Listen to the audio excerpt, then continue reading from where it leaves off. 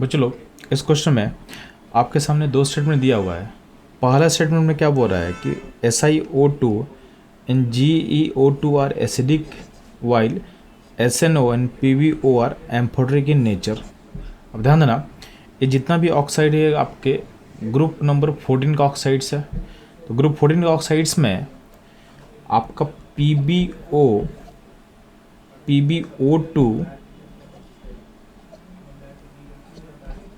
SNO and SNO2 ये सारा amphoteric होता है। ठीक है,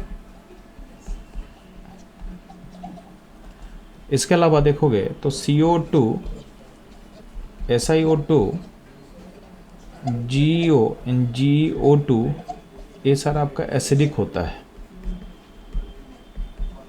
देन CO ये होगा आपका न्यूट्रल ऑक्साइड होगा। तो इसको आप अगर एनालाइज करोगे तो आप देखोगे आपका स्टेटमेंट 1 क्या है, करेक्ट है। बात करते हैं हम लोग स्टेटमेंट 2 का। तो स्टेटमेंट 2 में क्या बोला हुआ है कि allotropic form of carbon are due to property of catenation and P pi D pi bond formation. यहाँ पे चीज़ गलत हो रहा है, क्योंकि कार्बन के पास वैकेंट डी नहीं होता है तो P pi D pi bond formation participate नहीं कर पाएगा। यानी इसके कारण आपका स्टेटमेंट 2 क्या होगा, रॉन्ग हो जाएगा। तो आपका पहला स्टेटमेंट करेक्ट है और सेकंड स्टेटमेंट क्या है, इनकरेक्ट है। तो इसके बेसिस पे आप किस ऑप्शन को सही करोगे, तो आपका जो ऑप्शन 4 होगा वो होगा करेक्ट। तो ये था बच्चों लोग इस क्वेश्चन का एनालिसिस। अब इस एनालिसिस में आपके लिए मैं एक्स्ट्रा पॉइंट में ऐड करना चाहता हूँ कि एम्फोटेरिक ऑक्साइड का जो लिस्ट है वो आपके लिए काफ़ी इंपॉर्टेंट होता है। तो उसमें और भी कौन से ऑक्साइड एम्फोटेरिक हो सकते हैं वो आप इसमें ऐड कर लो। तो ऐड जब हम लोग करेंगे तो ध्यान देना,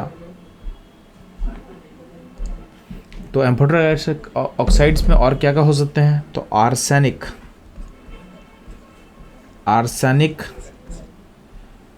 का ऑक्साइड एम्फोटेरिक होता है। एंटीमोनी का ऑक्साइड भी एम्फोटेरिक होगा। ठीक है, जिंक का ऑक्साइड एम्फोटेरिक होगा। एल्युमिनियम का ऑक्साइड एम्फोटेरिक होता है।